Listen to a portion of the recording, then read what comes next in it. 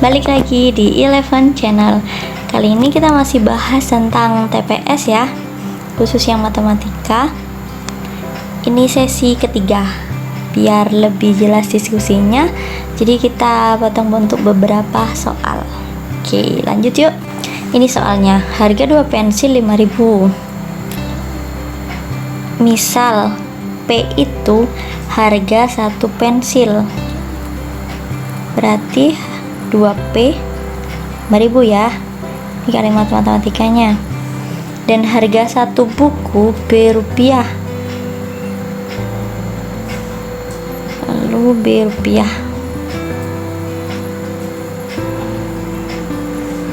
Amir membeli 5 buku dan 10 pensil. 5 buku dan 10 pensil. Jika ia membayar dengan uang 100.000,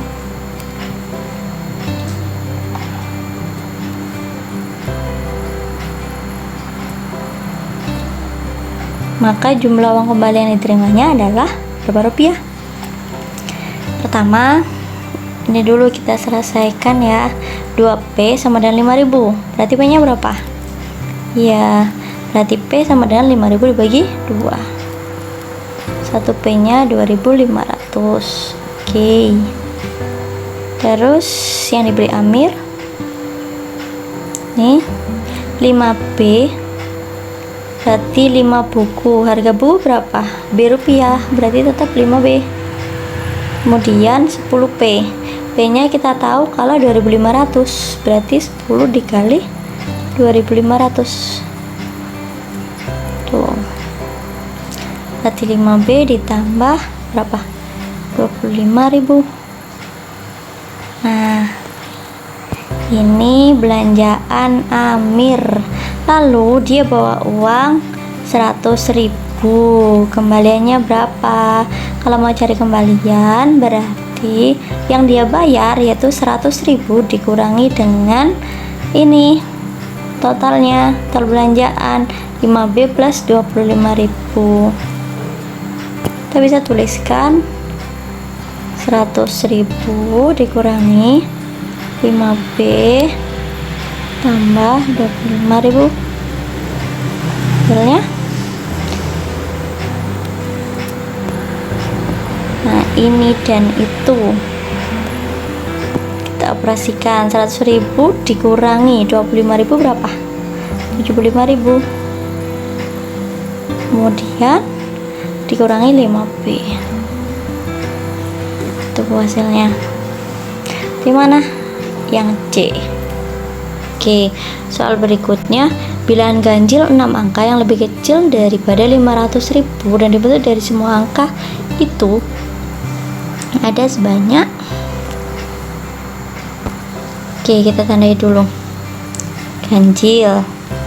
Lalu 6 angka lebih kecil dari 500.000. Angka pembentuknya ini.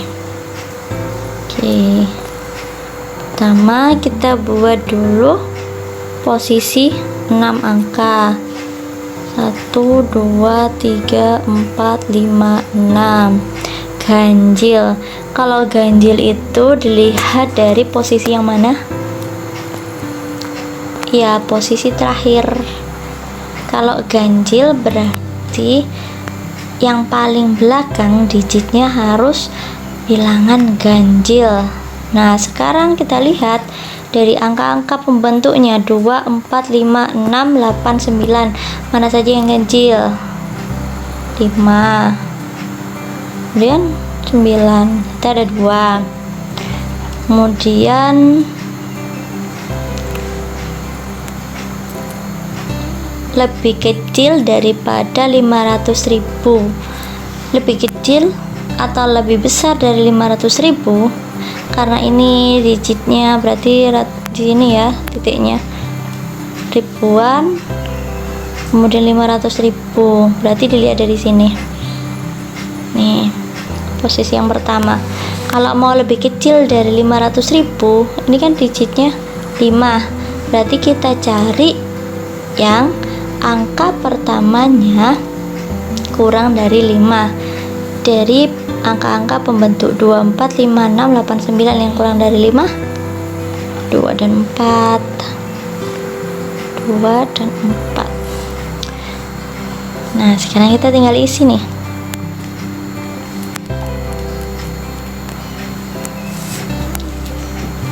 Posisi pertama cuman bisa diisi dengan 2 digit saja, berarti sini 2. Dan posisi terakhir juga cuman bisa diisi dari 2 digit saja.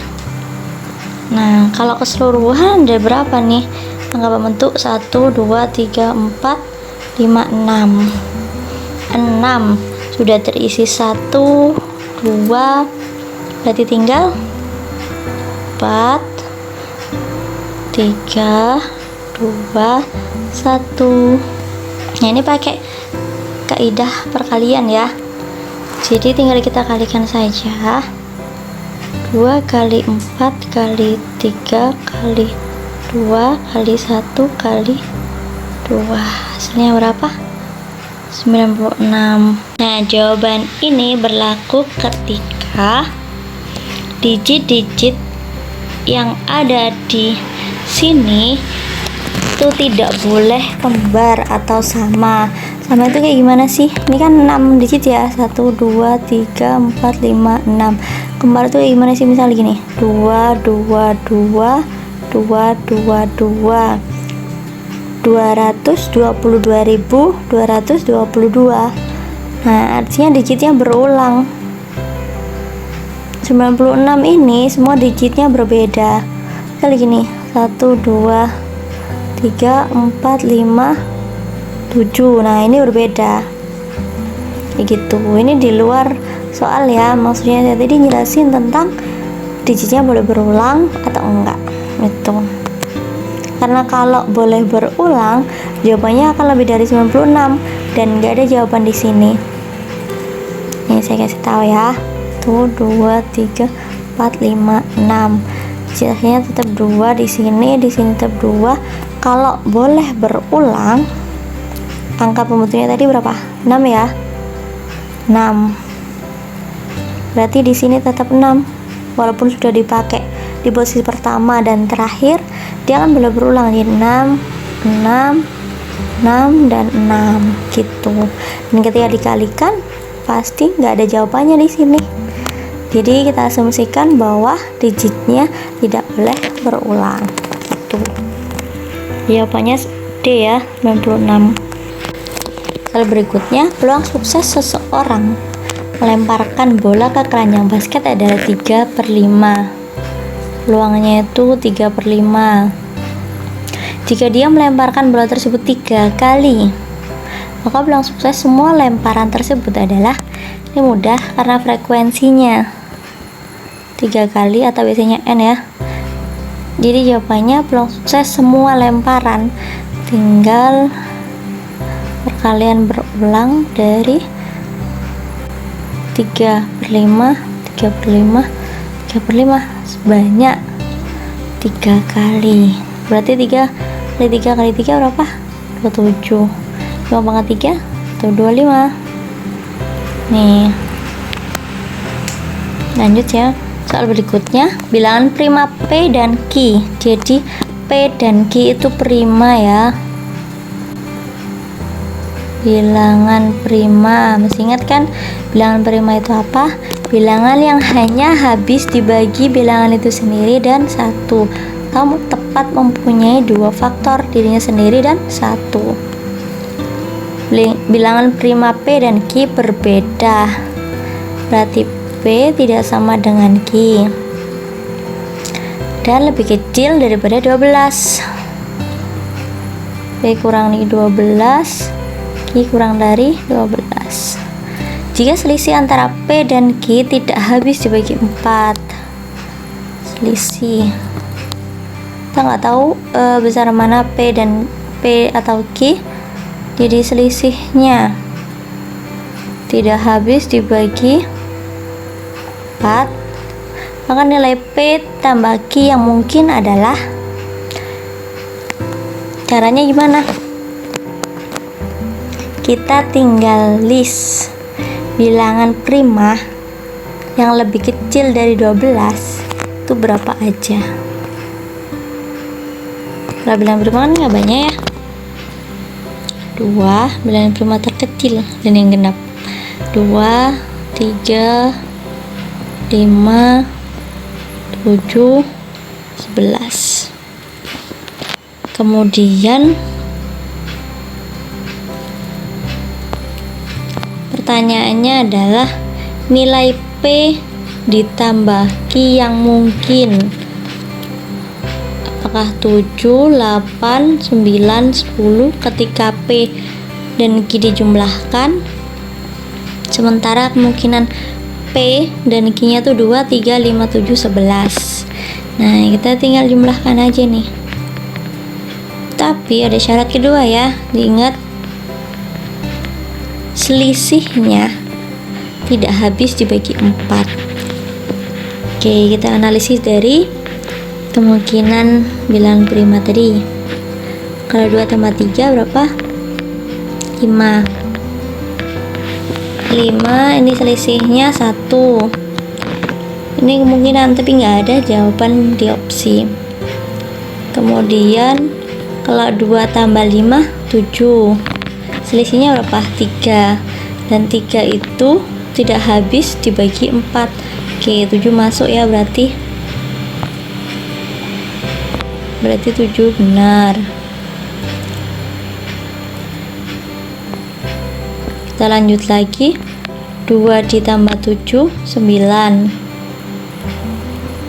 Selisihnya 7 dikurangi 2 5. 5 tidak habis dibagi 4. Masih sisa kan? Nah, berarti 9 juga benar. Nih. Lanjut lagi. 2 ditambah 11 berapa? Nah, ini kan pasti jawabannya lebih dari 10 kan? Nah, ini kita nggak usah. Lalu lanjut 3 ke 5. 3 ditambah 5 8. 5 dikurangi 3 atau selisih keduanya itu 2. 2 tidak habis dibagi 4. Berarti 8 juga masuk opsi. Nih. Kemudian 3 dan 7 kalau dijumlahkan 10. Selisihnya berapa? 7 dikurangi 3 4. 4 habis dibagi 4. Maka 10 ini salah, tidak memenuhi yang diminta soal. Jadi jawabannya yang mana? 1, 2, 3, atau 7, 8, 9 saja yang benar. Oke, kita lanjut. Suatu garis pada bidang X yang melalui titik 3,1 dan mempunyai gradien 1/3. Jadi diketahui titik dan gradien. Maka di antara titik dengan koordinat berikut yang terletak pada garis itu. Pertama, kita harus cari dulu persamaan garis itu gimana.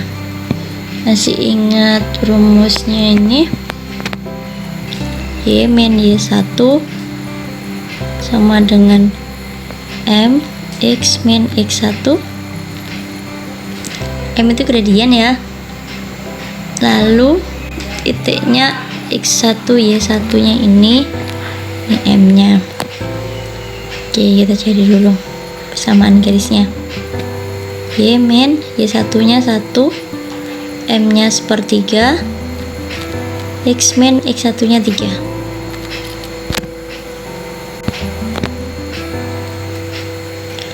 Lalu Y 1/3 X, lalu 1/3 dikalikan 3 1.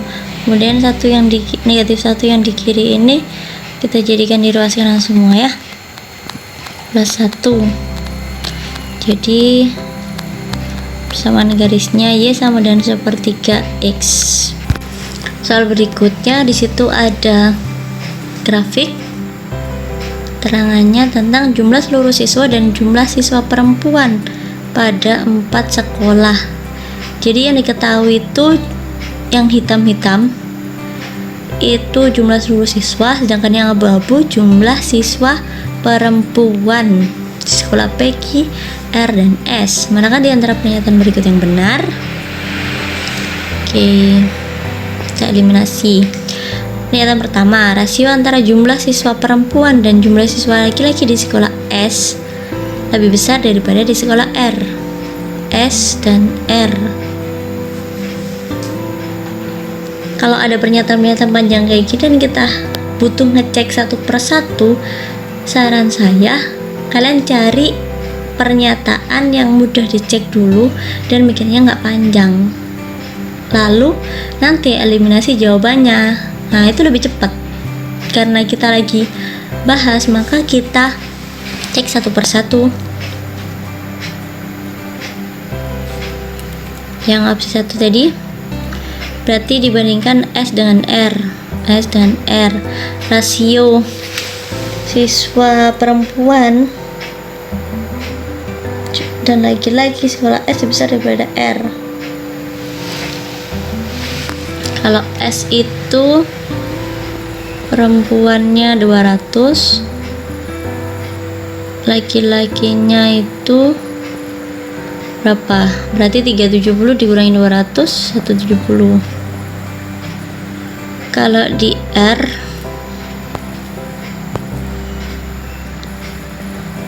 perempuannya 220, laki-lakinya 420 dikurangi 220 berapa? 200. Pernyataannya, rasio jumlah siswa perempuan dan jumlah siswa laki-laki di S lebih besar daripada di sekolah R.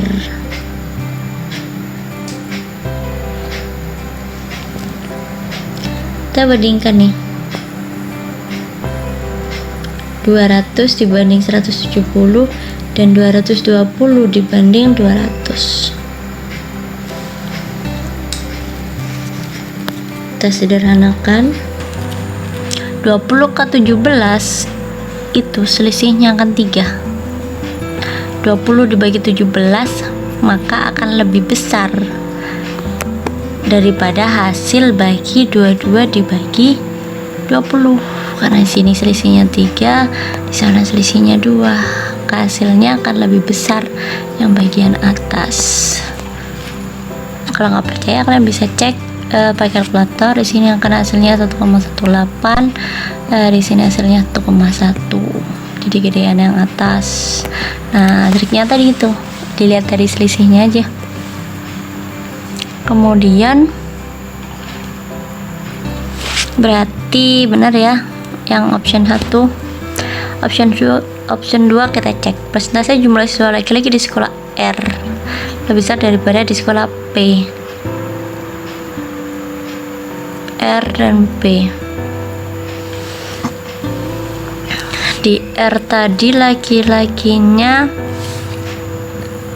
200, R dan P, nya 350 dikurangi 180, 170. Persentase jumlah siswa laki-laki sekolah R besar daripada sekolah P. Kalau persentase itu kan persen, dan dari keseluruhan. Kita bandingkan, berarti 200 dibagi 420 keseluruhan dikali 100%. Kemudian satunya 170 bagi 420 kali 170 dibagi 350 dikali 100%. Hasilnya berapa? Kita sederhanakan. Mau pakai yang tadi? Boleh. 20 ke 42. Ini dibalik ya. Kalau tadi yang bagian atasnya lebih besar, kalau ini yang bagian bawahnya lebih besar. Berarti kalau selisihnya lebih besar, maka nilainya kan lebih kecil. 20 ke 42 berapa?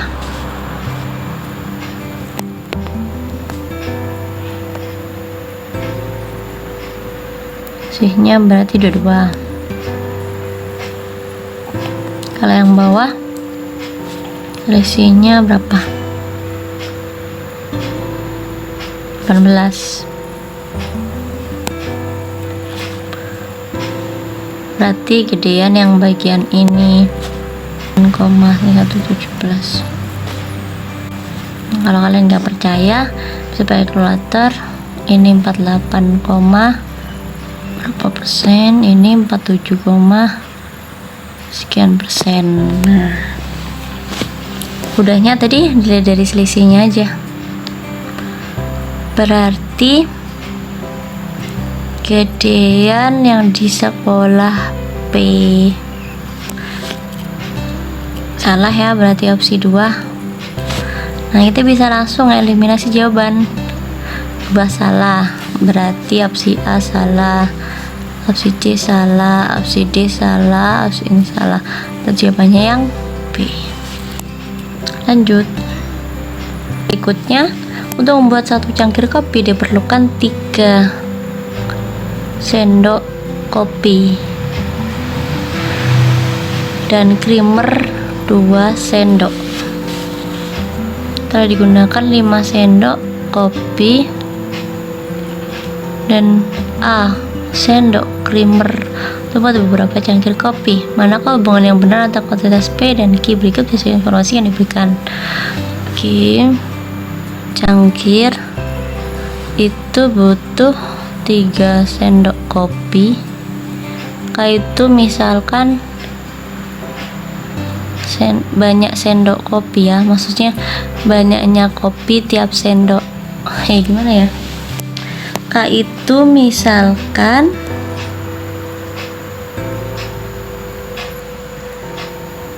banyak sendok kopi, tapi bukan sendoknya, tapi banyaknya kopi dihitung dari sendok. Kemudian creamer kita pakai C ya.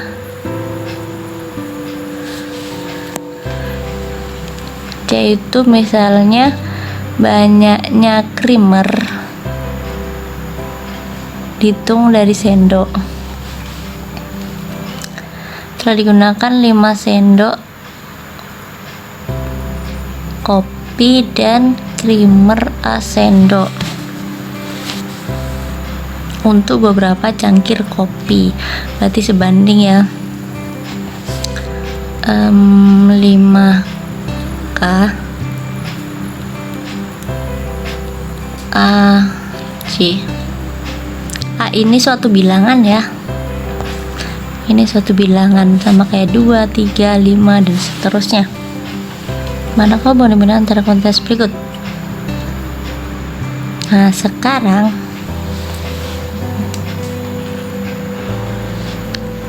karena ini sebanding atau perbandingan senilai, kita bisa tuliskan 3/5 sama dengan 2/A. Kita kalikan silang ya, 10 sama dengan 3A. Berarti P dan Q itu sama. Opsinya C. Lanjut. Harga satu buku dan satu pensil. Misal B itu harga satu buku dan P itu harga satu pensil. Berarti B ditambah P sama dengan 35.000. Lalu selisih harga satu buku dan satu pensil adalah 5.000. Nah, di sini kita nggak tahu nih, P dikurangi P atau P dikurangi B itu 5.000. Karena di soal nggak diketahui yang lebih mahal itu bukunya atau pensilnya. Kita kasih mutlak. Kemudian, manakah hubungan yang benar antara kuantitas P dan Q? Berikut berdasarkan informasi yang diberikan. P-nya 20.000, jumlah uang minimal yang cukup untuk beli salah satu buku atau pensil. Nah, kita misalkan ini bukunya yang lebih mahal ya. Jadi yang kedua ini bisa kita tulis gini aja. B-B sama dengan 5.000. Lalu yang ini tetap B plus P sama dengan 35.000. Ini kan ada dua variabel, kita bisa menyelesaikan untuk mencari nilai B dan P nya itu berapa dengan metode eliminasi substitusi atau grafik. Campuran juga boleh, kita tambahkan aja biar lebih mudah. Hilang 35.000 ditambah 5.000 10.000. 2B berarti B nya itu 20.000. Karena kita anggap B dikurangi P itu 5.000, maka P nya itu 20.000 dikurangi 5.000 15.000. Nah, jika kita anggap harga buku lebih mahal daripada pensil, yaitu B nya 20.000 dan pensilnya 15.000, pernyataannya Q adalah jumlah uang minimal yang cukup untuk membeli salah satu dari buku atau pensil. Kita tinggal terjemahkan ini nih, yang pernyataan Q, jumlah uang minimal yang cukup untuk membeli salah satu dari buku atau pensil. Kalau menurut saya, karena jumlah uang minimal dan salah satu dari buku atau pensil, sementara nggak diketahui juga pensilnya lebih mahal dari buku atau bukunya lebih mahal dari pensil, maka Q-nya itu 15.000 karena kan salah satu dan minimal. Jadi karena Q-nya itu 15.000, P-nya 20.000, maka P-nya lebih besar dari Q. Kalau kalian anggap Q-nya itu jumlah uang minimal yang cukup untuk beli salah satu dari buku atau pensil, artinya uang minimal untuk bisa membeli cukup untuk keduanya. Maksudnya bisa untuk satu pensil atau satu buku, berarti kan minimalnya 20.000. Nah, itu berarti jawabannya yang C. Tapi kalau saya lebih condong ke Q-nya itu 15.000 karena jumlah uang minimal yang cukup untuk beli salah satu. Jadi 15.000 karena salah satu dan minimal gitu. Buku aja boleh, pensil aja boleh. Dan di sini juga tidak diketahui kan bukunya lebih mahal daripada pensil atau pensilnya lebih mahal daripada buku, karena yang diketahui hanya selisih harga satu buku dan satu pensil. Di sana keduanya imbang tuh.